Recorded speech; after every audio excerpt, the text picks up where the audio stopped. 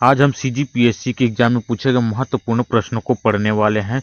मई 2019 में हुए एग्जाम के प्रश्नों को पढ़ने वाले हैं। दिया गया है, फर्स्ट प्रश्न है, किस जनजाति के नाम पर नाट प्रसिद्ध है? तो बताना है। ऑप्शन दिया गया है मुरिया, भतरा, दोरला और धुरवा। इनका सही आंसर क्या रहेगा? इनका जो सही आंसर रहेगा ऑप्शन ए बी है, ऑप्शन बी भतरा। जनजाति से महत्वपूर्ण प्रश्न बनते रहते हैं, तो याद रखिएगा, ठीक है। अगला प्रश्न है प्रश्न क्रमांक 2, पाइक किस जनजाति से संबंधित है? पाइक जो है किस जनजाति से संबंधित है? दिया गया है कंवर, उराव, कमार, भैना।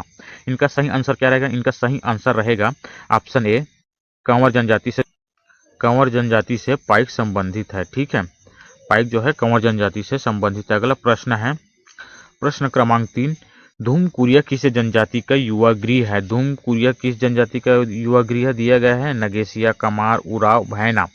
इनका सही आंसर रहेगा ऑप्शन सी, उराव जनजाति से संबंधित है। धूमकुरिया जो है उराव जनजाति से संबंधित है। अगला प्रश्न है, निम्न में से कौन जो है बस्तर अंचल की बोली नहीं पूछा है? क्या है? बोली नहीं है, पूछा गया है। दिया गया है ऑप्शन गोंडी, हल्बी, भतरी, सदरी। इनका सही आंसर क्या रहेगा? जिनका सही आंसर रहेगा ऑप्शन डी, सदरी जो है बस्तर अंचल की बोली नहीं है, ठीक है। गोंडी, हल्बी और भतरी ये जो है बस्तर अंचल में बोली जाने वाली बोली है। अगला प्रश्न देखते हैं, प्रश्न क्रमांक 5, इनमें से कौन सा एक बर्तन नहीं है? कौन सा एक बर्तन नहीं है पूछा है, ठीक है। हंडिया, कुंडेरा, घनौची और कनौजी। इनका सही आंसर क्या रहेगा? इनका सही आंसर रहेगा ऑप्शन सी, घनौची। यह जो है एक बर्तन नहीं, हंडिया। हंडिया इसमें जो है हम पहले जो है अचार वचार रखते थे, बड़ा सा मटका सा थोड़ा सा बड़ा होता है, इसको बोलते हैं हंडिया। और कुंडेरा को बोलते हैं जो पहले जो है जमाने में कुंडेरा में जो है खाना पकाते थे। और इसी प्रकार जो कनौजी, कनौजी में सब्जी पकाने का कार्य करते थे पहले, ठीक है। याद रख लेंगे इस तरह से। अगला प्रश्न है प्रश्न क्रमांक 6, छत्तीसगढ़ शासन द्वारा किशोर साहू सम्मान किस क्षेत्र में दिया जाता है? ऑप्शन ए, फिल्म, चित्रकला, मूर्तिकला और साहित्य। इनका सही आंसर क्या रहेगा? इनका जो सही आंसर रहेगा ऑप्शन ए, फिल्म, ठीक है। पूछा गया सीजीपीएससी के 2019 में सेम पैटर्न में पूछे गए हैं, इसी के अनुसार जो है इनको मैंने लिया हूँ, ठीक है। अगला प्रश्न है, नानकुन टूरा बुलक बुलक के पार बांधे का तात्पर्य क्या है? दिया गया है ऑप्शन किसान, सुई धागा, कुदाल और इनमें से कोई नहीं। इनका सही आंसर क्या रहेगा? इनका जो है सही आंसर रहेगा ऑप्शन बी, सुई धागा। सुई धागा जो है नानकुन टूरा बुलक बुलक के पार बांधे का तात्पर्य है। अगला प्रश्न है, पर्रा भर लाई आगाज भर बगराई का तात्पर्य क्या है? पर्रा भर लाई आगाज भर बगराई का तात्पर्य क्या है? दिया गया ऑप्शन फुलवारी, सूरजमुखी, तारे और इनमें से कोई नहीं। इनका सही आंसर क्या रहेगा? इनका जो सही आंसर रहेगा ऑप्शन सी, तारे जो है पर्रा भर लाई आगाज भर बगराई, इनका तात्पर्य होता है तारे। अगला प्रश्न है, इनमें से कौन सा एक भाजी का नाम नहीं है? इनमें से कौन है जो भाजी का नाम नहीं है? बताना है। करमत्ता, लाल, रमकेलिया, अमारी। इनका सही आंसर क्या रहेगा? इनका जो सही आंसर रहेगा ऑप्शन सी, रमकेलिया जो है एक भाजी का नाम नहीं है। और ये करमत्ता जो छत्तीसगढ़ का बहुत ही फेमस भाजी है, लाल भाजी भी जी फेमस भाजी है, और हमारी भाजी भी ये छत्तीसगढ़ का बहुत फेमस भाजी। इस प्रकार जो इनका सही आंसर रहेगा ऑप्शन सी, रमकेलिया। इनको जो है लेडी फिंगर, इंग्लिश में लेडी फिंगर कहा जाता है और हिंदी में भिंडी कहा जाता है, ठीक है। अगला प्रश्न है, अकुम एवं तोड़ी किस प्रकार के वाद्य होते हैं? अकुम एवं तोड़ी जो है किस प्रकार के वाद्य होते हैं जी? दिया गया है घन वाद्य, तंतु वाद्य, सुशीर वाद्य और इनमें से कोई नहीं। इनका सही आंसर क्या रहेगा? इनका जो सही आंसर रहेगा ऑप्शन सी, सुशीर वाद्य होता है। अकुम एवं तोड़ी जो है सुशीर वाद्य होता है। अगला प्रश्न है, कक्सार किस जनजाति का नृत्य है? कक्सार जो है किस जनजाति का नृत्य है? बताने दिया गया ऑप्शन उराव, हल्बा, नगेसिया, मूरिया। इनका सही आंसर क्या रहेगा? इनका जो सही आंसर रहेगा ऑप्शन डी, यह जो मूरिया जनजाति का नृत्य है कक्सार, ठीक है। यह जो नृत्य है फसल और वर्षा के देवता कक्सार की पूजा के उपरांत किया जाता है और इस नृत्य में युवक युवती साथ में नृत्य करते हैं, ठीक है। अगला प्रश्न है प्रश्न क्रमांक 12, छत्तीसगढ़ परिचय पुस्तक के लेखक कौन है? छत्तीसगढ़ परिचय पुस्तक के लेखक कौन है? दिया गया है ऑप्शन है पदुमलाल, पुन्नालाल बख्शी, गजानन माधव, मुक्तिबोध, बलदेव प्रसाद मिश्र और प्यारे लाल गुप्ता। इनका सही आंसर क्या रहेगा? इनका जो सही आंसर रहेगा ऑप्शन सी, बलदेव प्रसाद मिश्र जो है छत्तीसगढ़ परिचय पुस्तक के लेखक है। बलदेव प्रसाद मिश्र के छत्तीसगढ़ परिचय के 128 पृष्ठों में जो है कुल जो है 25 शीर्षक है, 25 शीर्षक है, ठीक है। इसको भी याद रख लेना। और 24 लोक कथाएं, और 24 जो है लोक कथाएं हैं।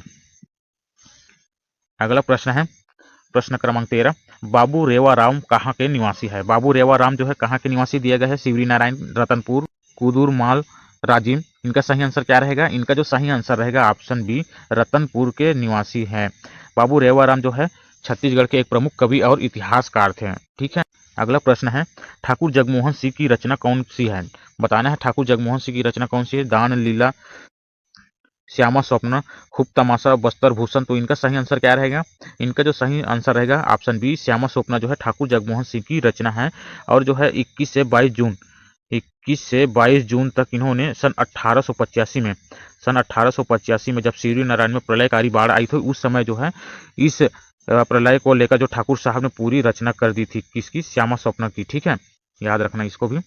अगला प्रश्न है प्रश्न क्रमांक 15, सीता बेंगरा की गुफा में निर्मित नाट्यशाला स्थित है। तो सीता बेंगरा की गुफा में जो है निर्मित नाट्यशाला कहाँ स्थित है। रायगढ़ में, रामगढ़ में, नवागढ़ में या उपरोक्त में से कोई नहीं। इनका सही आंसर क्या रहेगा। इनका जो सही आंसर रहेगा ऑप्शन बी, रामगढ़ की पहाड़ी में जो है सीता बेंगरा की गुफा में निर्मित नाट्यशाला स्थित है। ठीक है, रामगढ़ की पहाड़ी में, याद रखना। अगला प्रश्न है प्रश्न क्रमांक 16, श्री लक्ष्मण देव राय द्वारा निर्माण कराया गया था भोरम देव, राम नारायण मंदिर, भंडाल देव मंदिर और देवरानी मंदिर। तो इनका सही आंसर क्या रहेगा। इनका सही आंसर रहेगा ऑप्शन ए, भोरम देव मंदिर जो है श्री लक्ष्मण देव राय द्वारा निर्माण कराया गया था। ठीक है, अगला प्रश्न है अलबामा हिल स्थित है। अलबामा हिल कहाँ स्थित है। बताना है बीजापुर अपलैंड के पश्चिम में, बीजापुर अपलैंड के पूर्व में, बीजापुर अपलैंड के दक्षिण में, बीजापुर अपलैंड के उत्तर में। तो इनका सही आंसर क्या रहेगा।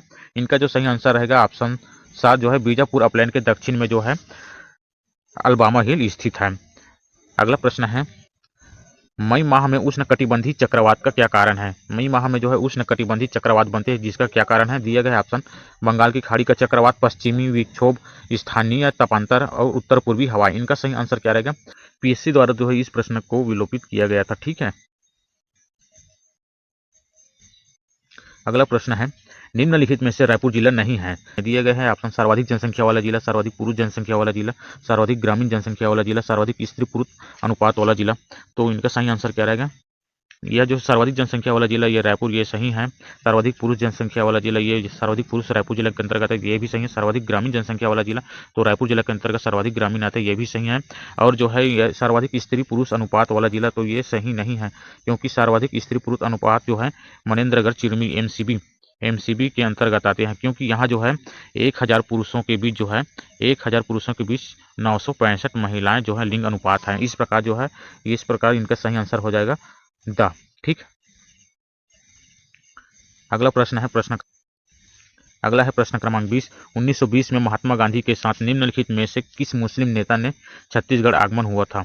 महात्मा गांधी के साथ जो किस नेता का आगमन जो है छत्तीसगढ़ में हुआ था 1920 में। बताना है। दिया गया है ऑप्शन मौलाना मोहम्मद अली, मौलाना शौकत अली, मौलाना आज़ाद और मौलाना रहमत अली। तो इनका सही आंसर क्या रहेगा। इनका जो सही आंसर रहेगा ऑप्शन बी, मौलाना शौकत अली जो है 21 दिसंबर को कब आया था। 21 दिसंबर को जो है ठीक 11 बजे रायपुर पहुंचे थे। ठीक 11 बजे जो है रायपुर पहुंचे थे 1920 में। ठीक है, महात्मा गांधी के साथ। अगला प्रश्न है प्रश्न क्रमांक 21, निम्नलिखित कथन को पढ़िए और सही आंसर बताना है। दिया गया है 8 अगस्त 1941 को व्यक्तिगत सत्याग्रह में भाग लेने वाले छत्तीसगढ़ के कार्यकर्ताओं को ललितपुर के पास गिरफ्तार किया गया है। दिया गया है कथन 2 में दिया गया इन कार्यकर्ताओं में ज्वाला प्रसाद मिश्र एवं यदुनंदन प्रसाद श्रीवास्तव सम्मिलित थे। ठीक है, और दिया गया तीसरा में पंडित रविशंकर शुक्ल ने इन कार्यकर्ताओं का नेतृत्व किया। तो इनका सही आंसर क्या रहेगा। इनका सही आंसर जो कुट बन जाएगा 1 और 2 सही रहेगा, क्योंकि 8 अगस्त 1941 को व्यक्तिगत सत्याग्रह में भाग लेने वाले छत्तीसगढ़ के कार्यकर्ताओं को ललितपुर के पास गिरफ्तार किया गया था। यह कथन सही है। और दूसरा कथन भी सही है कि इन कार्यकर्ताओं में ज्वाला प्रसाद मिश्र एवं यदुनंदन प्रसाद श्रीवास्तव सम्मिलित थे। और तीसरा ऑप्शन ये जो है गलत हो जाएगा, पंडित रविशंकर शुक्ल ने इन कार्यकर्ताओं की नेतृत्व नहीं किया था। ठीक है, इस प्रकार जो इनका सही कुट हो जाएगा ऑप्शन ब जो है 1 और 2 सही है। अगला प्रश्न है प्रश्न क्रमांक 22, सुमेलित कीजिए 1942 के भारत छोड़ो आंदोलन में गिरफ्तार छत्तीसगढ़ के नेता एवं स्थान। बताना है। नेता एवं स्थान दिया गया, इधर नेता दिया गया है और इधर दिया गया है स्थान बताना है। तो इस प्रश्न को भी पीएससी द्वारा विलोपित कर दिया गया था, क्योंकि इनके कुट जो है सही नहीं था, इसलिए इनको विलोपित कर दिया गया था। तो हम लोग इनका कुट बता देते हैं आप लोगों को। त्रेतानाथ तिवारी को जो है सन 1942 में भारत छोड़ो आंदोलन में जो है रायपुर में गिरफ्तार किया था। और रघुनंदन प्रसाद सिंगरौली को जो है इसको दुर्ग जिले में गिरफ्तार किया था। और अमर सिंह सहगल को जो है बिलासपुर में गिरफ्तार किया गया था। पंडित रविशंकर शुक्ला जो मलकापुर में गिरफ्तार किया गया था। इस प्रकार जो इनका सही कुट हो जाएगा 2 4 3 1। देख लेते हैं इस प्रकार जो सही कुट इनमें दिया था कि नहीं। इस प्रकार से 2 4 और 3-1 इनका सही कूट था, तो इनमें जो एक भी कूट इनका सही नहीं था, इसलिए इनको प्रश्न को विलोपित कर दिया गया था। ठीक है, अगला प्रश्न प्रश्न क्रमांक 23 सुमेलित कीजिएगा घटनाएं एवं वर्ष। इधर जो दिए गए हैं घटनाएं हैं और इधर दिए गए हैं वर्ष। कौन सी घटना कौन से वर्ष में हुआ है इनको सुमेलित करना है। तो दिया गया है ऑप्शन ए में छत्तीसगढ़ रेलवे का बंगाल नागपुर रेलवे में विलय, ये है जो किस वर्ष हुआ था, तो ये जो है सन 1887 में हुआ था। ठीक है, छत्तीसगढ़ रेलवे का बंगाल नागपुर रेलवे में विलय। और बी दिया है रुद्री नहर का निर्माण जो है कब हुआ था, रुद्री नहर का निर्माण जो है सन जो है 1912 में हुआ था। सन 1912 में जो है रुद्री नहर का निर्माण हुआ था। और सी दिया गया है रायपुर में सेंट पॉल स्कूल की स्थापना कब की गई थी। रायपुर में जो है सेंट पॉल स्कूल की स्थापना जो है 1893 में की गई थी, 1893 में की गई थी। ठीक है, और इस प्रकार जो है चौथा है डी रायपुर में छत्तीसगढ़ महाविद्यालय प्रारंभ किया गया था सन 1938 में। इस प्रकार जो इनका सही कूट क्या हो जाएगा, इनका सही कूट हो जाएगा 2 4 1 3। ठीक है, इस प्रकार देख लेते हैं इसका कूट कहाँ दिया गया है 2 4 1 3, तो यहाँ है बी में 2 4 1 3। इस प्रकार इनका सही आंसर हो जाएगा बा। ठीक है, दिया गया है प्रश्न प्रश्न क्रमांक 24 छत्तीसगढ़ में मराठा शासनकाल में निम्नलिखित व्यक्ति जो है सूबेदार के रूप में पदस्थ हुए थे। बताना है सूबेदार के रूप में जो है किस क्रम में जो है इन्होंने पदस्थ हुए थे। सबसे पहले जो है महिपत राव दिनकर ने जो है 1788 से कब से 1788 से जो है 1790 तक इन्होंने सूबेदार के रूप में पदस्थ हुए थे। उसके बाद जो है विट्ठल राव दिनकर जो है 1790 से 1796 तक इन्होंने पदस्थ रहा सूबेदार के रूप में। और उसके बाद जो है 1797 से 1808 तक जो है इन्होंने सूबेदार के रूप में पदस्थ हुए थे। और बीकाजी गोपाल जो है 1809 से जो है बीकाजी गोपाल 1809 से 1817 तक जो है ये सूबेदार के रूप में पदस्थ रहे थे। इस प्रकार जो है इनका सही आंसर क्या हो जाएगा, इनका जो सही आंसर हो जाएगा 4 1 2 3। ठीक, इनका सही कूट क्या हो जाएगा 4 1 2 3। तो यहाँ देख लेते हैं कौन सा इनका सही, यहाँ दिया गया है दा में दिया गया है 4 1 2 3। इनका सही आंसर हो जाएगा ऑप्शन दा। ठीक है, अगला प्रश्न है प्रश्न क्रमांक 25 सूची आ को सूची बा से सुमेलित कीजिएगा। सूची आ और सूची बा को सुमेलित करना है, यहाँ भी कूट वाला प्रश्न पूछा गया है। तो दिया गया है यहाँ दिया गया है विधायक और इधर दिया गया है निर्वाचन क्षेत्र, इनको जो है सुमेलित करना है।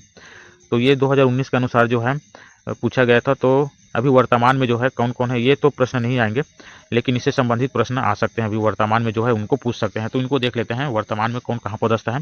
तो सिहावा में जो है पदस्थ है अभी विधायक के रूप में अंबिका मरकाम। कौन है, अंबिका मरकाम है विधायक के रूप में। ठीक है, और लोरमी से कौन बन के रहा है विधायक, ये जो है अरुण साव ये कौन है, ये हमारे राज्य के जो है उप मुख्यमंत्री के रूप में है। ठीक है, अरुण साव। और बसना के विधायक कौन है, संपत अग्रवाल, ये जो है संपत अग्रवाल जो है बसना के विधायक है वर्तमान। ठीक है, और डोमन लाल कोसरेवाड़ा जो है अहिवारा के विधायक है। डोमन लाल कोसरेवाड़ा जो है अहिवारा के विधायक। इस प्रकार जो है इनका सही आंसर रहेगा। और इसी को पूछ सकते हैं, अब ये पुराने वाले एग्जाम में पूछा गया था, इसको नहीं पूछेंगे, इसको याद रख लेना नए वाले को। ठीक है, इस प्रकार इनका सही आंसर क्या था, इनका जो सही आंसर था व्यापम के अनुसार ऑप्शन दा। ठीक है, 4 3 2 1। इस प्रकार दिया गया है प्रश्न नवगठित विधानसभा में नियुक्त प्रोटेम स्पीकर श्री राम पुकार सिंह निर्वाचन क्षेत्र का प्रतिनिधित्व करते हैं। दिया गया है ऑप्शन कुनकुरी, धर्मजयगढ़, पत्थलगांव, नारायणपुर। और इनका सही ऑप्शन क्या रहेगा, इनका जो सही आंसर रहेगा ऑप्शन सा है पत्थलगांव। ठीक है, नवगठित विधानसभा में प्रोटेम स्पीकर श्री राम पुकार सिंह जो है पत्थलगांव विधानसभा क्षेत्र से निर्वाचित हुए थे। अगला प्रश्न है प्रश्न क्रमांक 27 नवगठित छत्तीसगढ़ विधानसभा का कौन सा सदस्य पूर्व में राजनीति विज्ञान का प्राध्यापक था।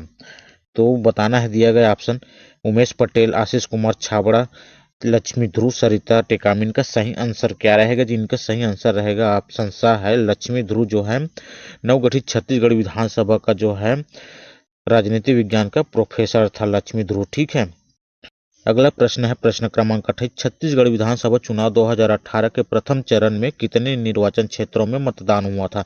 दिया गया है ऑप्शन 16, 18, 20 और 24। इनका सही आंसर क्या रहेगा, इनका जो सही आंसर रहेगा 2018 में जो है 18 निर्वाचन क्षेत्रों में मतदान हुआ था। और अभी वर्तमान का पूछा जा सकता है 2023 का। तो 2023 में जो है 2 चरणों में मतदान हुआ था, जिसमें प्रथम चरण में जो है 7 नवंबर 2023 को जो है मतदान हुआ, जिनमें जो है 20 सीटों पर प्रथम चरण में मतदान हुआ था और 17 नवंबर को दूसरे चरण का मतदान हुआ 17 नवंबर को, जिनमें जो है 70 सीटों पर मतदान हुआ था। इसे याद रखिएगा, ठीक है। ये अभी वर्तमान में पूछे जा सकते हैं। अगला प्रश्न है प्रश्न क्रमांक 29। सितंबर 2018 में केंद्रीय मंत्रिमंडल ने छत्तीसगढ़ के किस नया ब्रॉड गेज विद्युतीकृत रेलवे लाइन को स्वीकृति प्रदान किया था? तो दिया गया है ऑप्शन अंबिकापुर, जसपुर, मनेन्द्रगढ़, दल्लीराजहरा, चिरमिरी और कटघोरा, डोंगरगढ़। इनका सही आंसर क्या रहेगा? तो इनका सही आंसर रहेगा ऑप्शन द है कटघोरा, डोंगरगढ़ को जो है गेज विद्युतीकृत रेल लाइन के लिए स्वीकृति प्रदान की गई थी, कटघोरा डोंगरगढ़ को। अगला प्रश्न है प्रश्न क्रमांक 30 है। 30 अक्टूबर 2018 में मंदिर हसौद रायपुर की किस महिला को भारत में मिस ट्रांस क्वीन की चुना गया था? मिस ट्रांस क्वीन के लिए किसे चुना गया था? दिया गया है ऑप्शन परिमा मांडिल, वीना सेंद्रे, मनकी बोथरे और सेल्बी। इनका सही आंसर क्या रहेगा? इनका सही आंसर रहेगा ऑप्शन बी, वीना सेंद्रे को जो है चुना गया था मिस ट्रांस क्वीन के रूप में 2018 में। अभी जो है सैनी सोनी को जो है चुना गया है, कब? 2020 में चुना गया है, सैनी सोनी को चुना गया है। इन्हें भी याद रख लिया, आपकी एग्जाम के लिए महत्वपूर्ण हो सकते हैं, ठीक है। अगला प्रश्न है प्रश्न क्रमांक 31। आनंदीबेन पटेल को शपथ किसने दिलाई थे, जिन्हें छत्तीसगढ़ राज्य के राज्यपाल का अतिरिक्त प्रभार दिया गया था? दिया गया है ऑप्शन न्यायमूर्ति अजय कुमार त्रिपाठी, न्यायमूर्ति प्रशांत मिश्रा, न्यायमूर्ति MS श्रीवास्तव, न्यायमूर्ति संजय के अग्रवाल। इनका सही आंसर क्या रहेगा? तो इनका सही आंसर रहेगा ऑप्शन ए, न्यायमूर्ति अजय कुमार त्रिपाठी। इसी ने जो है आनंदीबेन पटेल को शपथ दिलाई थी, ठीक है। और आनंदीबेन पटेल ने जो है भूपेश बघेल को जो है मुख्यमंत्री पद के लिए शपथ दिलाई थी। और अभी वर्तमान का पूछा जा सकता है, तो वर्तमान में जो है किसने जो है मुख्यमंत्री विष्णुदेव साय को शपथ दिलाई? तो याद रखना विश्वभूषण हरिचंदन ने शपथ दिलाई, ठीक है। अगला प्रश्न है प्रश्न क्रमांक 32। दिसंबर 2018 में छत्तीसगढ़ विधानसभा में कुल कितनी महिला विधायक निर्वाचित हुई हैं? तो 2018 में पूछा था कितनी महिला विधायक में चुनकर आई थी, तो याद रखना 13 महिलाएं जो है विधायक के रूप में चुनकर आई थी। और अभी वर्तमान में पूछा जा सकता है, तो 2023 में कितनी महिलाएं जो है विधायक के रूप में चुनकर आई है? तो 2023 में कहा जाए तो 18 हो गई है, ठीक है। 18 महिला जो है विधायक के रूप में निर्वाचित हुई है। अगला प्रश्न है प्रश्न क्रमांक 34। पर्यटन मंडल ने सितंबर 2018 में किस जिले में जो है छत्तीसगढ़ स्वदेश दर्शन योजना का उद्घाटन किया? दिया गया ऑप्शन रायपुर, जसपुर, धमतरी, दंतेवाड़ा। इनका सही आंसर क्या रहेगा? इनका जो सही आंसर रहेगा ऑप्शन सा है धमतरी। धमतरी में जो है उद्घाटन किया था छत्तीसगढ़ स्वदेश दर्शन योजना का। और इस योजना का उद्घाटन किसने किया था? इस योजना का उद्घाटन जो है केंद्रीय पर्यटन मंत्री जो है के जे अल्फोंस ने किया था। के.जे. अल्फोंस ने जो है इसका उद्घाटन किया था, ठीक है। अगला प्रश्न है प्रश्न क्रमांक 35। छत्तीसगढ़ में ऊर्जा का मुख्य स्रोत कौन सा है? बताना है तापीय ऊर्जा, जल ऊर्जा, सोलर ऊर्जा और पवन ऊर्जा। इनका सही आंसर क्या रहेगा? इनका जो सही आंसर रहेगा ऑप्शन आ है तापीय ऊर्जा। तापीय ऊर्जा के लिए सबसे ज़्यादा किसका उपयोग किया जाता है? तो कोयला का उपयोग जो है सर्वाधिक किया जाता है। यह जो है सर्वाधिक कोरबा जिले में पाई जाती है, ठीक है। अगला प्रश्न है प्रश्न क्रमांक 36। वर्ष 2012-13 से वर्ष 2017-18 की अवधि में छत्तीसगढ़ राज्य के औद्योगिक आर्थिक वृद्धि दर को बढ़ाने में किस क्षेत्र का प्रमुख भूमिका रहा है? बताना है। दिया गया खनन एवं उत्खनन, विनिर्माण और विद्युत गैस एवं जल आपूर्ति। और ऑप्शन द दिया गया निर्माण। तो इनका सही आंसर क्या रहेगा? तो इनका सही आंसर रहेगा ऑप्शन सा द विद्युत गैस एवं जल आपूर्ति, ठीक है। अगला प्रश्न है प्रश्न क्रमांक 37 दिया है। वर्ष 2016-17 में इस राज्य में खनिजों से प्राप्त राजस्व आय को अधिकतम करने में किस खनिज की महत्वपूर्ण भूमिका रही है? दिया गया है ऑप्शन कोयला, चूना पत्थर, लौह अयस्क और बॉक्साइट। इनका सही आंसर क्या रहेगा? तो इनका सही आंसर रहेगा आपका कोयला। कोयला जो है राजस्व आय अधिकतम करने में सबसे महत्वपूर्ण भूमिका निभाई है, ठीक है। अगला प्रश्न है प्रश्न क्रमांक 38 है। छत्तीसगढ़ राज्य के मड़वा तेंदु भाठा ताप विद्युत गृह जांजगीर चांपा की विद्युत उत्पादन क्षमता कितनी है। बताना है जांजगीर चांपा की विद्युत उत्पादन क्षमता कितनी है। तो इनका सही आंसर रहेगा ऑप्शन सा है 1000 मेगावाट है। जांजगीर चांपा की विद्युत उत्पादन क्षमता है 1000 मेगावाट। अगला प्रश्न है प्रश्न क्रमांक 39 है। छत्तीसगढ़ में दंतेश्वरी मैया सहकारी चीनी उत्पादक फैक्ट्री मर्यादित की स्थापना किस जिले में की गई है। बताना है मां दंतेश्वरी मैया सहकारी समिति ये जो है शक्कर कारखाना बालोद जिला के अंतर्गत जो है करकाभाट गांव में किया गया है। ठीक है, कहाँ करकाभाट नामक गांव में। अगला प्रश्न है प्रश्न क्रमांक 40 है। वैध क्या नहीं है पूछा है इसमें। ठीक है, वैध क्या नहीं है तो दिया गया है ऑप्शन ए। एक विधायक जो जनपद पंचायत का पदेन सदस्य बैठक में भाग लेने के लिए प्रतिनिधि नामित कर सकता है। तो ये फर्स्ट वाला आंसर इनका सही है। ठीक है, वो प्रतिनिधि नामित कर सकते हैं। अगला है ऑप्शन दिया गया ब। एक लोकसभा सदस्य जो जिला पंचायत का पदेन सदस्य है बैठक में भाग लेने के लिए प्रतिनिधि नामित कर सकता है। ये भी प्रतिनिधि नामित कर सकता है। ये ऑप्शन भी सही है। और ऑप्शन सा में क्या दिया गया है। एक राज्यसभा सदस्य जो जिला पंचायत का पदेन सदस्य है बैठक में भाग लेने के लिए प्रतिनिधि नामित कर सकता है। ये भी सही है। ठीक है, और द दिया गया एक महिला सरपंच ग्राम पंचायत और जनपद पंचायत की बैठकों में भाग लेने के लिए अपने पति को नामित कर सकती है। तो ये ऑप्शन आपका गलत रहेगा। कोई महिला सरपंच अपने पति या अन्य व्यक्ति को जो है किसी भी बैठक में भाग लेने के लिए नामित नहीं कर सकती है। तो इस प्रकार इनका सही आंसर हो जाएगा ऑप्शन द। ठीक है, अगला प्रश्न है प्रश्न क्रमांक 41। क्या सही है पूछा इसमें। ठीक है, दिया गया है ऑप्शन। एक ग्राम पंचायत में एकाधिक ग्राम हो सकते हैं। ग्राम सभा की बैठक प्रत्येक ग्राम में होती है। और ऑप्शन 3 में दिया गया ग्राम सभा की बैठक ग्राम पंचायत के मुख्यालय में होती है। ग्राम पंचायत की बैठक प्रत्येक ग्राम में होती है। ग्राम पंचायत की बैठक ग्राम पंचायत के मुख्यालय में होती है। दिया गया है ऑप्शन देख लेते हैं कौन सा सही है। तो एक ग्राम पंचायत में एकाधिक ग्राम हो सकते हैं। ये ऑप्शन बिल्कुल सही है क्योंकि एक पंचायत के अंतर्गत अन्य 2-3 आश्रित ग्राम हो सकते हैं। और दिया गया दूसरा ग्राम सभा की बैठक प्रत्येक ग्राम में होती है। ये भी सही है, प्रत्येक ग्राम में जो है ग्राम सभा की बैठक रखी जाती है।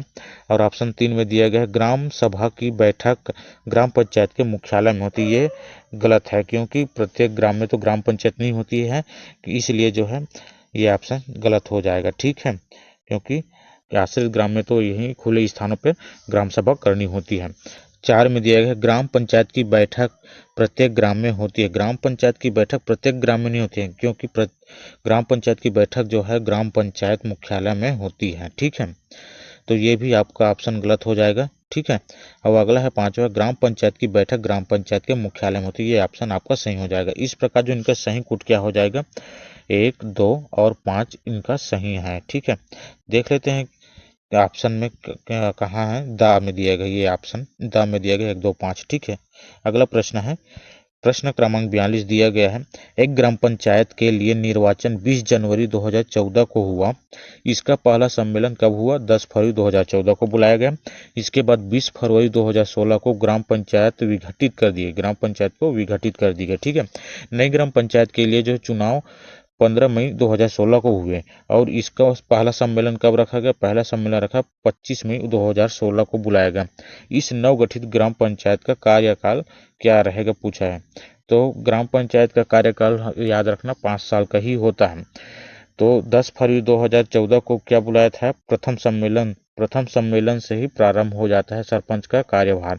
तो इसी को मुख्य मानकर जो है इनका सही आंसर हो जाएगा आपका 10 फरवरी 2019। ठीक है, अगला प्रश्न है प्रश्न क्रमांक 43। वर्ष 2014-15 से 2017-18 की अवधि में इस राज्य के कुल कर राजस्व में स्वयं के कर राजस्व का प्रतिशत किस वर्ष सबसे कम रहा है? सबसे कम किस वर्ष रहा है पूछा गया है।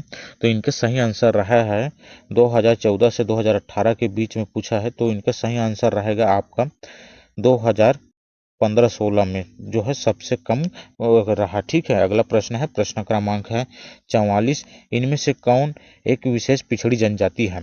दिया गया है ऑप्शन कंवर, हलवा और मुरिया, और ऑप्शन दिया गया इनमें से कोई नहीं। तो इनका सही आंसर क्या रहेगा? इनका सही आंसर रहेगा आपका ऑप्शन डी, इनमें से कोई नहीं। क्योंकि जो है विशेष पिछड़ी जनजाति के अंतर्गत कौन कौन आता है? कमार आता है, बैगा आता है और बिरहोर आता है, उसके बाद पहाड़ी कोरवा आता है और अबुझमाड़िया, भूंजिया और पंडो, ये सभी जो है विशेष पिछड़ी जनजाति के अंतर्गत आता है। इस प्रकार इसका सही आंसर हो जाएगा ऑप्शन द, इनमें से कोई नहीं। अगला प्रश्न है प्रश्न क्रमांक 45। हल्बी किस भाषा परिवार से संबंध है? हल्बी जो है आर्य भाषा परिवार से संबंधित है। ठीक है, अगला प्रश्न है प्रश्न क्रमांक है 46। वर्ष 2017-18 में इस राज्य के लिए स्थिर कीमत पर सकल राज्य घरेलू उत्पाद की क्या वृद्धि दर अनुमानित की गई है? तो इनका सही आंसर क्या रहेगा? 2017-18 में जो है इनका सही आंसर लिया गया था पीएससी के द्वारा 6.65%। ठीक है, और अभी आपको पूछा जा सकता है कि 2022-23 में जो है क्या है? तो 2022-23 में इनका प्रतिशत जो रहेगा 7.2% रहेगा। ठीक है, और यही वर्ष 2023-24 के लिए क्या अनुमानित की गई है? तो 23-24 के लिए जो अनुमानित की गई है 7.3% अनुमानित की गई है। ठीक है, ये भी आपके एग्जाम के दृष्टि से महत्वपूर्ण हो सकते हैं, तो इन्हें याद रखना। अगला प्रश्न है प्रश्न क्रमांक 47। बस्तर दशहरा के आयोजन की कुल अवधि कितने दिन की होती है? तो बस्तर दशहरे की शुरुआत जो है श्रावण मास के जो है महीने में पड़ने वाली पहली हरियाली अमावस्या से होती है। यह त्यौहार जो है दशहरा के बाद चलता रहता है और मुरिया दरबार की रस्म के साथ समाप्ति होती है। तो यह जो है 75 दिनों तक चलने वाली होती है दशहरा। बस्तर दशहरा जो है 75 दिन तक चलती है। इनका सही आंसर हो जाएगा आपका ऑप्शन द। अगला प्रश्न है प्रश्न क्रमांक 48। गंगा दशहरा कब मनाया जाता है? दिया गया ऑप्शन चैत्र, बैसाख, ज्येष्ठ, आषाढ़। इनका सही आंसर क्या रहेगा?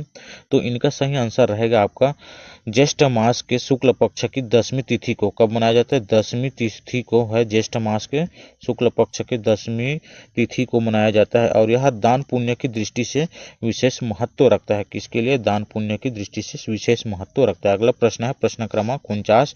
बड़े भजन का रामनवमी मेला किस माह में लगता है? बड़े भजन का रामनवमी मेला जो है किस माह में लगता है बताना है।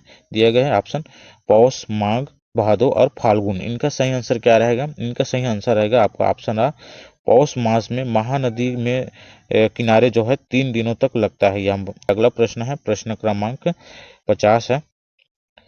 जाजाल्य देव महोत्सव किस स्थान पर आयोजित होती है? जाजाल्य देव महोत्सव जो है किस स्थान पर आयोजित है? दिए गए ऑप्शन कुरूद, कवर्धा, जांजगीर, जसपुर।